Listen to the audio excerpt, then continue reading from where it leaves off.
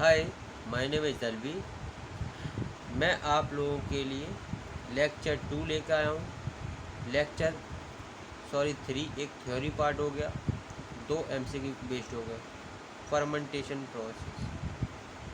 Fermentation process के ये second MCQs है, ठीक है। सेकंड एमसीक्यू बेस्ड वीडियो है ताकि आपका कोई भी टॉपिक्स छूटे ना फर्मेंटेशन में, ठीक है। तो हम बात कर लेते हैं फर्स्ट क्वेश्चन की कि वाइट वाइन को बनाने में फर्मेंटेशन प्रोसेस में कितने दिन का टाइम लगता है। फर्मेंटेशन प्रोसेस के मैंने डिफरेंट टाइप के प्रोडक्ट बताए हैं। वाइन हो गए, बियर हो गए, ये सब एंटीबायोटिक हो गए, विटामिन हो गए, ये सब चीज़ें बनाई जाती हैं। तो वाइट वाइन बना रहे हैं फर्मेंटेशन प्रोसेस से, तो कितने दिन का टाइम लगता है। जैसा कि मैं आप लोगों के लिए बता देता हूँ कि 1 से 3 दिन लगते हैं, या 3 से 5, या 5 से 7, या 7 से 11। तो 7 से लेकर के 11 दिन लग जाते हैं लगभग वाइट वाइन को बनाने के लिए। और एक होती है रेड वाइन। रेड वाइन के लिए आप देखेंगे कि 5 से 7 दिन का टाइम लग जाता है। 5 से 7 दिन का टाइम लग जाता है रेड वाइन को बनाने के लिए। नाउ सेकंड वीडियो में सेकंड क्वेश्चन देखते हैं। Which type of press produce the most highly quality juices और वाइन। बहुत ही उच्च क्वालिटी की वाइन को प्राप्त करने के लिए किस टाइप के प्रेस का प्रयोग किया जाता है, किस टाइप के प्रेस का से प्रोड्यूस होती है। Membrane press, B continuous press, C vertical basket press, D horizontal basket press. तो मेम्ब्रेन प्रेस एक ऐसी प्रेस होती है जिससे हाईली क्वालिटी जूस और वाइन को निकाला जाता है। तो मेम्ब्रेन प्रेस ए उसका जो विकल्प है वो एकदम करेक्ट आंसर है। इतनी महंगी से महंगी बियर्स, वाइन्स ये सब बनाई जाती हैं वो मेम्ब्रेन प्रेस के द्वारा बनाई जाती है। मेम्ब्रेन का मतलब जैसे एक इधर आपकी मेम्ब्रेन होगी, मतलब झिल्ली टाइप होगी, इधर से कोई लिक्विड फ्लो हो रहा होगा और यहाँ से छन करके यहाँ पर कोई भी आपको जो लिक्विड है वो मिल रहा होगा। लिक्विड मतलब वाइन मिल रही होगी, ठीक है। नाउ सेकंड क्वेश्चन समझ में आ गया होगा। नाउ थर्ड क्वेश्चन की बात करते हैं। जो क्रश ग्रेप्स होते हैं, क्रश जैसे कुछ जो आप ग्रेप्स होते हैं, अंगूर होते हैं, उनको मसल देना होता है तो वो क्रश कहलाते हैं। आर नॉन एज, उनको अगर हम क्रश कर दें तो वो क्या कहलाती है। वो जो पूरा सा इस तरह से पूरा क्रश करके ये इस तरह से बना दिया किसी टैंक में, तो वो क्या कहलाएगी। मैन्युफैक्चर ऑफ वाइन को बनाने के लिए तो वो मस्ट कहलाती है। क्या कहलाती है, MUST, मस्ट। क्रश ग्रेप्स को, क्रश जो ग्रेप्स होते हैं उन्हें मस्ट कहते हैं, ठीक है। नाउ फोर्थ क्वेश्चन देखते हैं। Alcohol content of shake berries. जो आपका शेक होता है उसमें एल्कोहल की मात्रा कितनी होती है।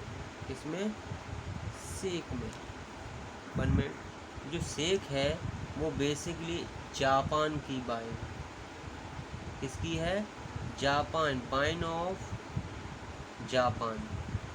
अब इसमें अल्कोहल की मात्रा कितनी होती है। दूसरी, ये राइस से बनाई जाती है, इससे राइस से, चावल से बनाई जाती है शेक। अब इसमें अल्कोहल की मात्रा कितनी होती है। अल्कोहल की मात्रा लगभग 4 से 17% के आसपास होती है उसमें। और ये जापान की वाइन है, ये चावल से प्रिपेयर की जाती है। पॉइंट क्लियर हो गए होंगे, ठीक है। नाउ फिफ्थ क्वेश्चन की बात करते हैं। सोनती इज, क्या है सोनती। सोनती एक आपका जो विकल्प है वो कहता है राइस बियर है, चावल की बियर है। और वाइन ऑफ इंडिया, इंडिया की है। दूसरा पॉइंट कहता है वीट, क्या गेहूं से तैयार बियर है और वाइन है। और बियरली बियर है या वाइन है। डी ऑप्शन राइस बियर है और वाइन ऑफ जापान, जापान की बियर। तो जो सोनती है, सोनती वो है आपकी राइस बियर है और वाइन ऑफ इंडिया, इंडिया की वाइन है। A option is the correct answer. देखिए हम 6 क्वेश्चन की बात करते हैं। Wine is obtained after alcoholic fermentation of. Wine को प्राप्त किया जाता है एल्कोहलिक फर्मेंटेशन किस चीज़ का, राइस का, ग्रेप्स का, व्हीट का या बार्ले का। तो जो आपका ग्रेप्स होता है, अंगूर होता है, उसका अगर आप एल्कोहलिक फर्मेंटेशन करेंगे उसके बाद आपको वाइन मिलती है। ठीक है, नाउ क्लियर हो गए होंगे क्वेश्चन 6। नाउ हम 7th क्वेश्चन की बात करते हैं। जो आप 7th क्वेश्चन में कह रहा है क्रश ग्रेप्स में सोडियम या पोटेशियम मेटाबाइसल्फेट को मिलाने पर क्या होता है। मैंने अभी बताया था कि क्रश ग्रेप्स होते हैं, इनको किस नाम से जाना जाता है, मस्ट नाम से जाना। अब इसमें सोडियम पोटेशियम मेटाबाइसल्फेट को मिला दें तो क्या प्रवर्तित होगा। Number 1, enhance the flooring compound. जो आपकी जो फ्लेवरिंग कंपाउंड, जो अगर आप चाहें तो उसमें फ्लेवर्स को बढ़ा सकते हैं क्या, नहीं बढ़ा सकते। दूसरा, to check the undesirable of an organism. हम क्या होते हैं, अनडिजायरेबल जो ऑर्गेनिज्म होते हैं उनको रोकने के लिए हम सोडियम पोटेशियम मेटाबाइसल्फेट को मिलाते हैं। तो B option is the correct answer है 7th क्वेश्चन में। ठीक है, ये पीएच को मेंटेन नहीं करता है, ये भी गलत है। आई थिंक जितने भी क्वेश्चन है समझ में आ गए होंगे। हम बात करते हैं 8th क्वेश्चन। 8th क्वेश्चन कह रहा है which of following organism is used for fermentation of grapes.